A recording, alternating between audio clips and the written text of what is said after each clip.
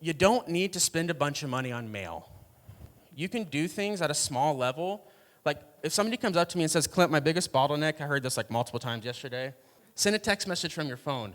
You can close deals, and guess how much more trust it builds when you get a blue text message versus a green one? I'm super, super honored to have Clint here. Clint missed his flight, or his flight got canceled. He had to hop on a chartered plane to get here, and he came. Better late than never, man. So Clint, let's welcome him to the stage. Come on out, man.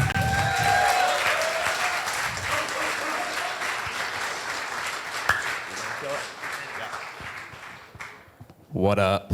All right, so good news and bad news as we start here. Y'all got a lot of woo-woo over the last hour and a half. I'm not your woo-woo guy, all right? So we're gonna be going straight into some details. Also, just heads up, this is a brand new presentation. I've done a lot of different land presentations. This one's hot off the press, if you will. So I'm gonna be using my notes here a little bit, and I'm gonna try and skip through a little bit here just to help Sumner's timeline out, okay? My presentation today, I have called the 2 secret words. These are, in my opinion, the 2 secret words that are going to make you successful for the next 2 years in land. I can't predict past that. I might not even be able to predict that far.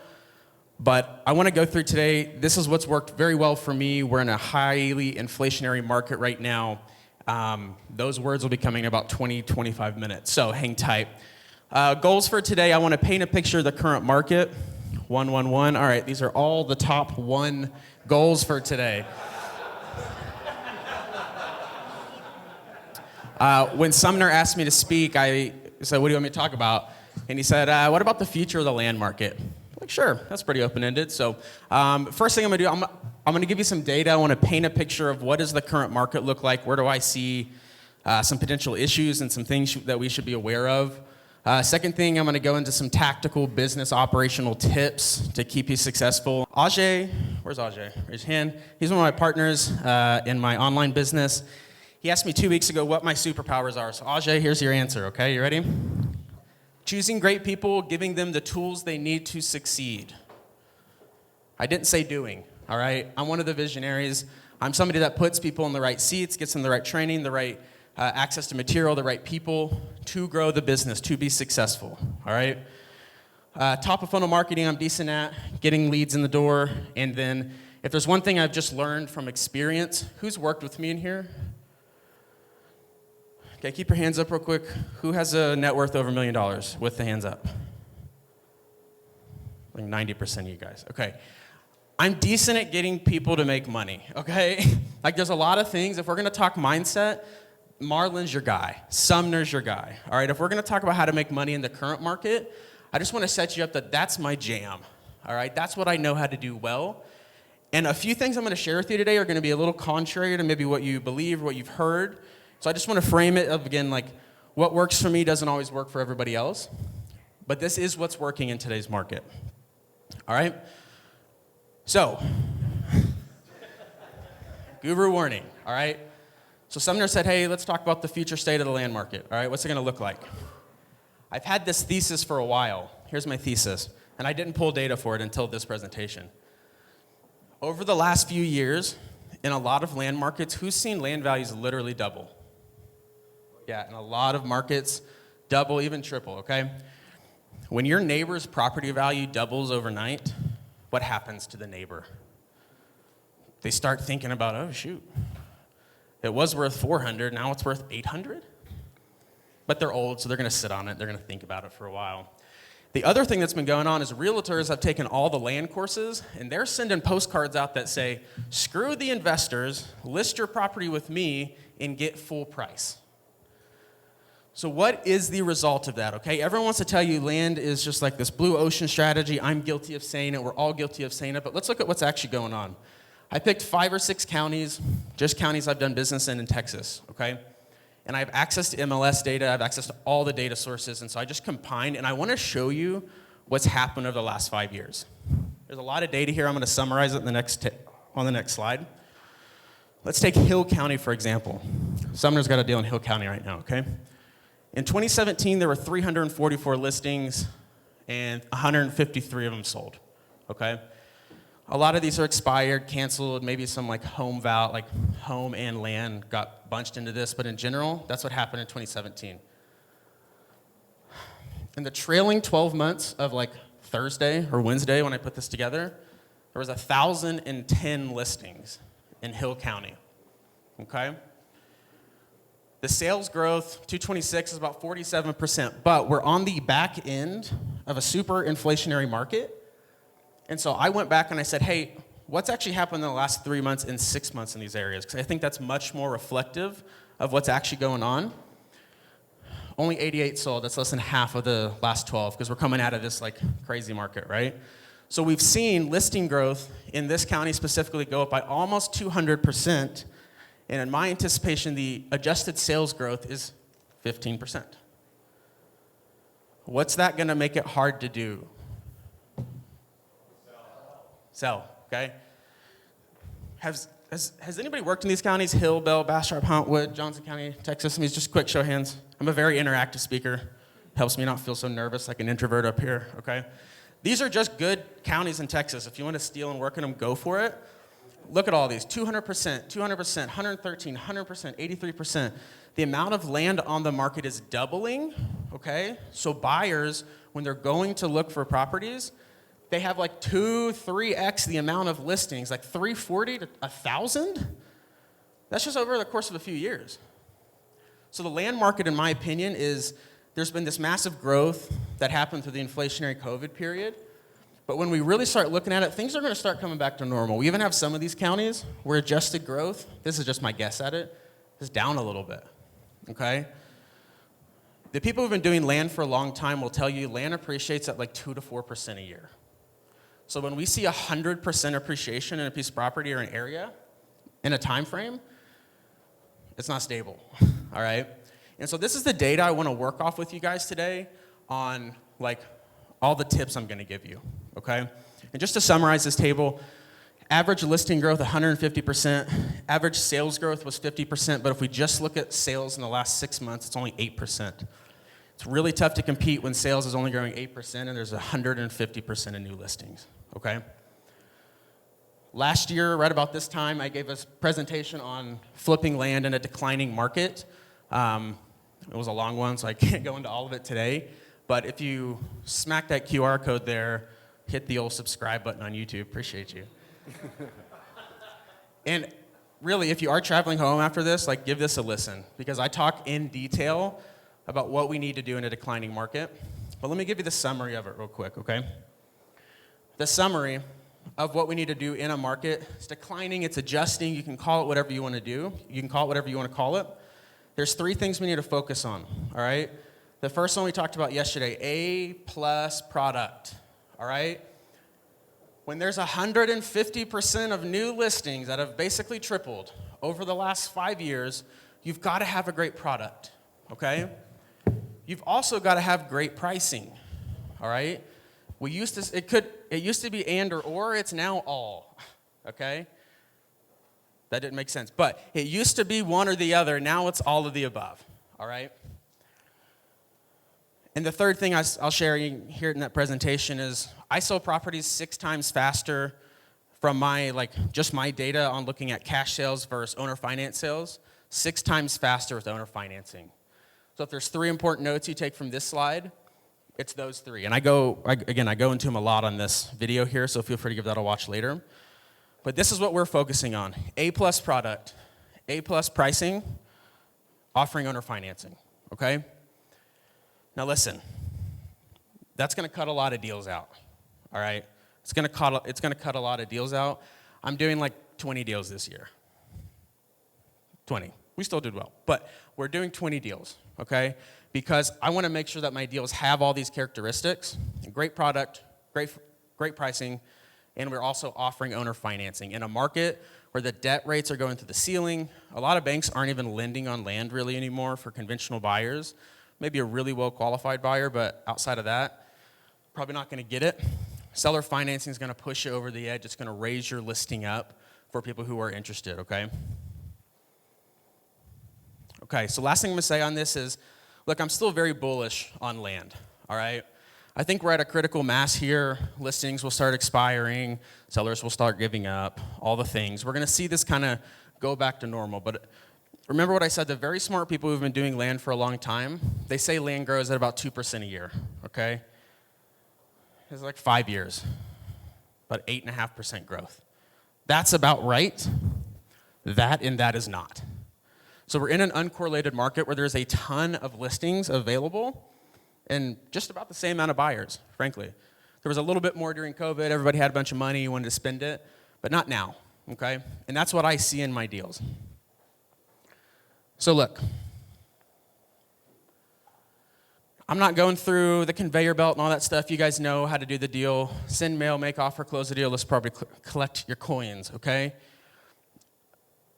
Warning, warning, warning, warning. This, how you close the deal and how you get the deal, are probably things you need to adjust a little bit in this market, okay? Because if you are sending a bunch of mail, which is expensive, you're buying a bunch of land in cash, you better be very well capitalized. I just want to set this tone. You better be very well capitalized. I work with hundreds, thousands of investors over the last 5 years. I've been doing this, and I'm seeing both sides of this. I see people who are doing very well, and I see people who are struggling a lot right now, okay?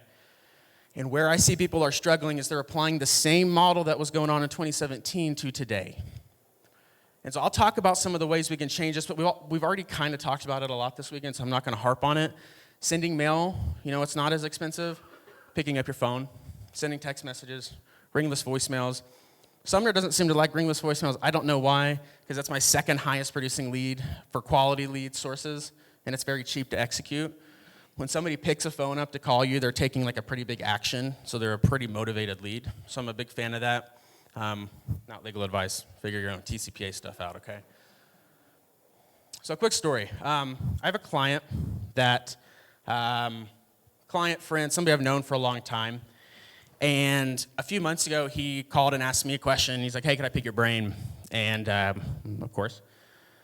He's like, hey, I got to file for bankruptcy. Oh, okay. Well, let's unpack that a little bit, right? Good friend of mine, a colleague, all right? I'm going to go through what happened, okay? Why would somebody have to, that's the ultimate worst case scenario here, right? Is that you can't keep growing the business, you can't keep operating.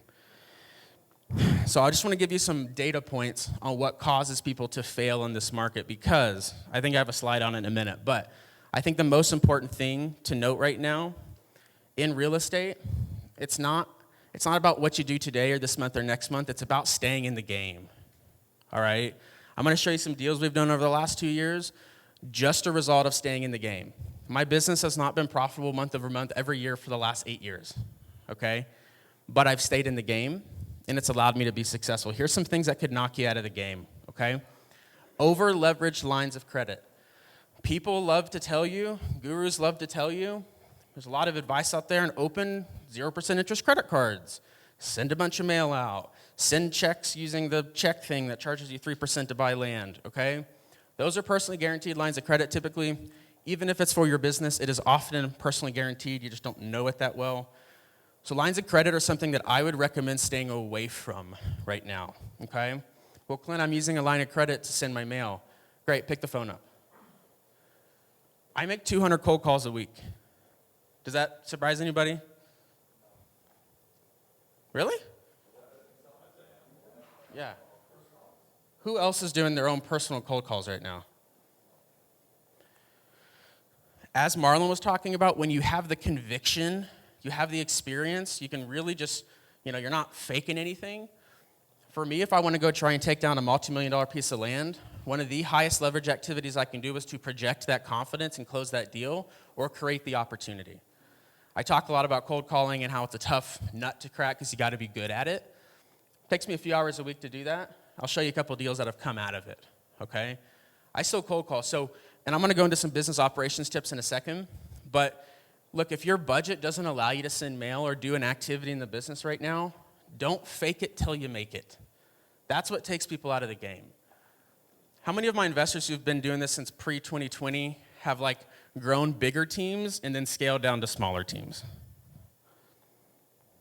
I know Jerry has, Sumner, a few. There weren't a ton of you guys past 2020. That's a lot of the story that I see of investors, and that's my story as well. I used to run a huge team doing 250 deals a year, average profit 10, 15 grand per deal. It's not how I run the business anymore because I don't think it's the highest leverage way to do it, all right? So other things that can take you out of the game, okay? That net worth exercise we did just a minute ago.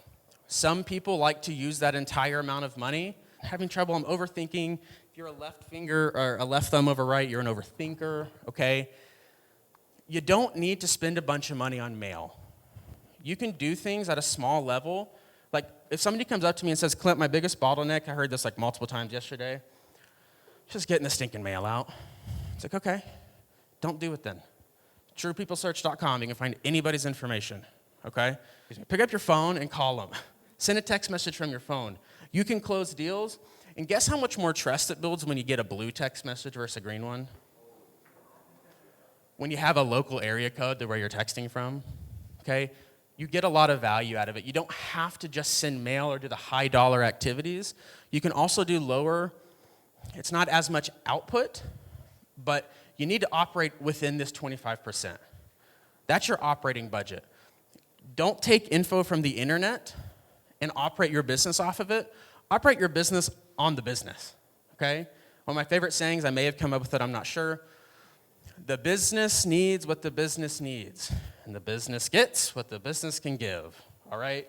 If the business needs 100% of your profit to send the marketing out again and do the thing again, then there needs to be a tweak. Doesn't mean you got to overhaul the whole thing, throw it out the window, but a business exists so that you can put some money in the bank and you can multiply your net worth, okay? Scoop money off the top, right back in there. All right, who has a partnership in here? It's okay, it's all right, it's all good. Ben and Ajay, Ajay works with me. I'm desperately trying to get Ben to work with me. We'll see if he will. They run a great partnership. They're about to talk in about 9 minutes on partnerships. That's an ideal partnership, okay? I've been through 3 partnerships in land in the last 7 years. Not currently in a partnership. So what might that tell you? Okay? Partnerships need to be very well structured. Ben and Ajay are going to talk about that. But if somebody's just bringing you money and you're doing all the other stuff, taking on all the risk, it's not a partnership, my friends. That's getting taken advantage of, okay? Kyle, yesterday, I wasn't here for his speech, unfortunately, but Kyle's worked with me for a long time coaching. He worked with Sumner when he was in our group. Kyle has been in and out of partnerships as well, and he says it very well, is why would you partner when you could just co-GP, okay?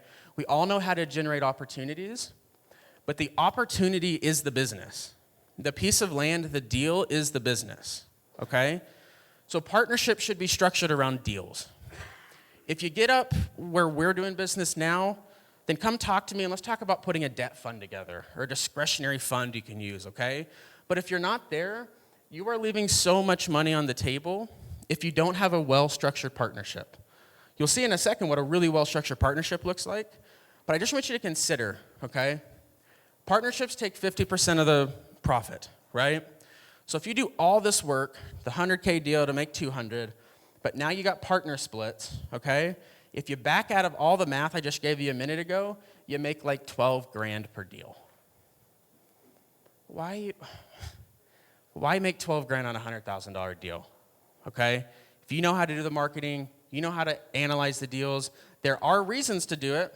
If you have 2 distinctly valuable skill sets that grow the business quicker, please. But I got into 3 partnerships when I started my business, and if I were to just go back and be very vulnerable with myself, it was for 2 reasons. It was like a, I don't know, I need Marlon here, but it was like a mindset issue. I was like, oh, well, if I mess up, then I'm only going to mess up half as bad because I've got a partner. Like, that's like a tiny little baby mindset, right? You have the ability. I have a client last year. He made $2.5 million on a single deal, okay? You know where he had partnerships? Was acquiring the deal. But he didn't have partnerships in the business and the operations. The leverage in land, very important note, the leverage in land is the operations. One more time. The leverage in land, leverage is where you make the money, okay? It's where you get an outsized return. It's in the operations. It's in the ability to identify the deal, okay? Unless you're both adding a ton of value to that opportunity of generating, if there's 2 people on the team generating 4 times more deals, that makes sense. But if you're just partnering because you don't have the money or whatever it may be, partnerships are not the way, my friends, okay? I can, like, dollar for dollar look back on about $2 million I've lost out on where I did all the work and I didn't get the results, okay, because of partnerships. There's a lot of intricacies to that. I'm just going to leave that there. Listen to Ajay and Ben. See what a good partnership looks like. What do we got here? Uh-oh. Are we ready? All right. Sumner, I might need like 3 extra minutes, okay? But I'm going to fly through this. The 2 secret words. Liquidity pools. Everybody say it with me. Liquidity pools. What's a liquidity pool? It's that cash money. Okay. If we're in a market right now where there's double or triple the amount of buying opportunities, but virtually the same amount of buyers, we are in a market where it makes way more sense to identify your liquidity before you identify the deal or as you're identifying the deal. So like things like wholesale make more sense in this market than they did a few years ago. I'm going to go over 3 strategies you're probably not using in just a second. Liquidity pools where you're finding the money, okay, where I'm getting the sale for the property. That's the secret. That's the secret to today's market, okay? One thing that I love about Land Insights, haven't used it personally, but I've been using the same kind of tactic in my business for a long time, is you kind of are trying to identify liquidity pools up front, right? You're saying, hey, I think I'm going to sell this property in 4 months. All the data shows me that, okay? Again, discretionary market, be careful, but you're doing the right thing by buying Land Insights and identifying markets where you're like, yeah, I'm going to find the liquidity for this deal on the retail market, okay? Sumner's got a deal in Hill County right now. I do as well, okay? Is there a lot of liquidity in Hill County right now? No, there's not, okay? The data shows it. The data shows it. Liquidity is going to be the most important thing, but there's 2 sides of this, okay? Your liquidity is very, very important right now. If you tie up 80% of your net worth in a deal, whether that's an $80,000 deal, an $800,000 deal, a $3 million deal, whatever it is, you have no liquidity, you have no money to do the thing that gives you leverage in the business, which is the operation, which is finding the deal, okay? If you have the money to send a bunch of mail, a bunch of texts, a bunch of all the things, cold calls, you're identifying more opportunities, you're making more money. Very important to find your, what's the 2 secret words? Liquidity pools. Okay, let me try and fly through this real quick. 3 strategies I'm using in today's market, okay? In today's market right now, this is how I'm adjusting my business, all right? And let me just tell you real quick. I was putting this presentation together, and I don't do this very often because I've been teaching online for a while. I said, is this a little bit too much gas to just give out for free? But here we are, so we're going to do it anyway, all right? Flipping simple subdivides to real developers. 1 deal can change your life, okay? Honest again, being able to discuss our net worth, where we're at, talking about where we want to go. If you had $1 million in net profit in your bank account from a deal, how significantly would that change your business and life right now? Yeah, okay. This is how you can do it. Okay, so this is a deal that we found outside of Austin and Bastrop, Texas. I did this deal in 2022, about 14 months ago.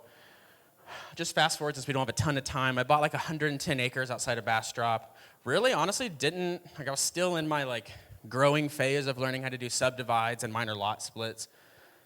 But when this hit my desk at $12,000 an acre, I was like, well, hold on. I just got to figure out what's going on here because I know from my data that land's worth $25,000 an acre out there, okay? Multiple heirs, 12 people signing on this deal, a whole shit show, okay?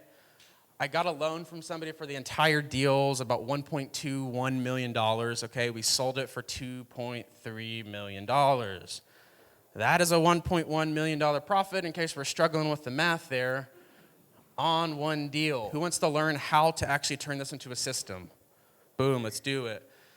Okay, first, you need to find the rural developers. These are people, look, your skill set, this room's skill set, there's the phones. Your room's skill set, this room's skill set is finding deals. Don't try and jump to be a Clint. Like, now I'm doing more value-add stuff, okay? But if your strategy or if your strength is finding deals, find deals and sell them to people who are good at taking the deal the rest of the way. Rural developers are like, they're idiots, all right, just frankly. They buy most of their land at full retail value. They don't list it on the market. They do very unique stuff. So how do you find them? Facebook ads, okay? You need to just start like jamming the word land into every platform you use, okay? As much as you can, buying land in this area, buying land in this area. You're gonna start getting slammed with Facebook ads because rural developers don't list their properties. They sell them through social media marketing. Because when you list your properties, they get anchored to the market. They get anchored to the current price and everything around it. Rural developers are smart in this way. They know if that they just bring 100 people to the property in one day, that no one's got their iPads out and like, you know, maybe one guy, JD, in the back, just writing it all down. But the rest of the folks, it's like an auction environment almost. That's how they sell their land. So they do a bunch of Facebook and Google advertising, okay? The other way is just look on land.com or like Zillow, whatever, and just look for subdivides. Look for like 12 lots available, 6 sold. That's a rural developer typically, okay? They will pay you great money, $1 million, to bring them a good deal, all right? Because their business model is different than yours. When you find these people, learn what they want, intro yourself, say you're an expert at finding deals. Location improvements, what are you doing? What are you selling? How are you selling it? Who are you selling it to? Show a past deal, okay? If you don't have a past deal, then just call me, all right? And I'll let you use my slide, as long as you bring me in a little bit on the deal, okay? And then set up a formal process. This is really, really important, okay? Non-disclosure, non-circumvention. Developers are dirty little dogs, all right? They will snake a deal right out from under you. So for every rural developer I work with, I have them sign a non-circumvention, non-disclosure agreement so I can bring them off-market deals, and I can sue the pants off of them if they try and steal it from me, okay?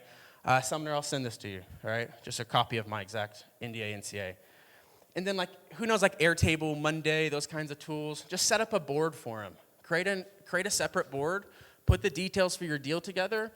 Say, hey, developer, here's how you're going to get access to this. And if you're really smart, set up a Zap so they get a text message when you add a new deal to it. A formal handoff process versus, hey, you want to buy this deal? No, it's like set up a formal handoff process because these are big boys, all right? They've been doing the business for a while. Do not send them on-market deals, okay? Hunt. Let's close on these first. Last point on this, because I'm a little behind on time here. You cannot tell a rural developer or any developer you're going to wholesale them a deal, okay? They're going to just snake you. It's just how it works. So if you're going to tell a rural developer, this is how I would tell them with that deal I just showed you. I'm buying this 110 acres in Bastrop. I'm closing on it February 12th, okay? We have the funds. We're going to take this and do a rural subdivide. I noticed that you are a rural developer in this area. As Kyle talked about yesterday, the value ladder, right? Who was here yesterday and saw Kyle talk? The value add ladder in land. There are different places to exit. These guys know that. So we can tell them, hey, if it makes sense, you clearly have the expertise in the market, maybe you could buy this deal from me at a discount, okay? Because we got a great basis on it. That's how you flip a simple subdivide to a rural developer, all right? I'm going to skip over this. Exempt subdivides, you really want to know what is their retail appetite and what's the investor's appetite. What are they paying in the area and what are their buyers paying? Just because Zillow says 10 grand an acre, a lot of, like I said, rural developers sell on Facebook, sell on Instagram, sell on Google. They don't care about the market. They sell at 50 or 100% of market value typically. That's why they'll buy from you at 100% or 90% of market value. Because their strategy, it's kind of crazy, but it's just jacking the price of the land up and doing a lot of financing, okay? So this is what I'm doing a lot of. I'm avoiding deals that are ugly, don't have a lot of features, trees, because that's not what rural developers want. But I am speaking, it's my goal this year and next year to know every rural developer in Texas, know what areas they're looking in, what they're paying, so that I can bring them deals and do what I'm best at, which is hopefully making $1 million per deal. It's not every deal, okay? Big tip, good surveyor engineer is your best friend when subdividing. Don't try and do it yourself, okay? Don't try and do it yourself. Find a great engineer or a surveyor in your area. Tip to do that, write this down. Just go into the county docket, the planning and zoning minutes, look at other subdivides, all right? And just look at the little stamp on the bottom. Who was the surveyor? Who was the engineering company? Use that person. They know the county. Okay, owner financing to maximize results. I'm just going to fly through this because Sumner stole 15 minutes of my time before this. No big deal. Okay, so let me just quick on this one, okay? Bought this property. Actually bought it for like $1 million, but if I were to do all this development, probably would cost me 1.4. Y'all see that top right number? My projected sales price, about 2.3 million. I'd make about $900,000 on the deal, okay? If I were to, okay, and that's with cash sales, just cash sales out the gate. So then I took the rural developer's number who I'm flipping this to, okay? I'm selling at land, it's not in here, but it was like 10 grand an acre or so, all right? This is the Hill County deal, by the way. These guys are selling at $22,000 an acre. I underwrote $10,000 to $11,000 an acre. So they have the ability to come in at a great basis. For what these guys are gonna do is instead of flipping it like I would and make like $1 million just on the market, because they have their strategies, if they just owner financed, if they sold 20% of this deal in cash, 80% owner financing, and took about 15% down per lot, the cost of this deal, for me at least, would have been 1.4, okay? In year one, I would have collected 1.5, and over the term of 12 years, which is what I underwrote this for, they'd make $5.7 million on this deal, okay? They would get most of their money back in year one, and they'd have monthly payments of $25,000 a month for the next 10 to 15 years, okay? I wanted to do this. I wasn't well capitalized enough to do it at this point, so I opted to just sell this bad boy, all right? Sold it for $1.87 million, pretty close to what I did, and I negotiated a small note on the back end. Anything they sell over $2.98 million or whatever that is there, I get a small cut of, all right? So, could I have made a lot more money? Could I have seller financed and done this? Yes. Is it my skill set where I can do 10 of them at a time? No, it's not, all right? My skill set was selling this deal, making the 800 grand that we made on it, and then just moving on to the next one, okay? Sumner, let's talk network effect real quick, right? Somebody's talking later about network. Marlon talked about network. These are the top two as of like a week ago. If you look in Hill County, Texas, these are the two people paying the most for advertising in Hill County or in that area, okay? The only reason that I sold my deal, Sumner's got a couple of these lots under contract, the only reason I was able to sell mine wasn't because, clearly, that I have the chiseled body of Sumner, or that I have the go get him, I got that good face, okay? It's because I had, what were the two secret words?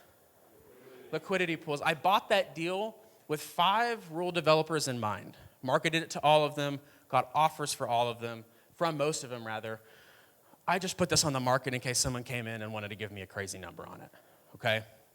Sumner, where are you at with your deal? Let's demonstrate the quick network effect, okay? Sumner, if I could help you put a quick plot together for this, identify all the key points, and introduce you to a rural developer in this area that might be able to just get you, you're asking 10 grand an acre, might be able to get you 8,500 an acre, would it be a good day for you? So let's talk about it, okay? That's the network effect, folks, okay?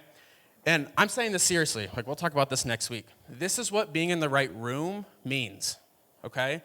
This is what knowing the right people means. Is that me and Sumner, what is it? A rising tide lifts all ships, right? Is that we can set a precedence in this market to where people are paying 10 grand an acre. And we can make 400 grand, 800 grand in the middle of it, and we can do it again, right? That's the network effect, folks. Let's see if me and Sumner can go make some money together on that deal. Last one's entitlements. I'm going to fly through this because it's not necessarily my strategy, but wholesaling entitlements, listen to this very closely.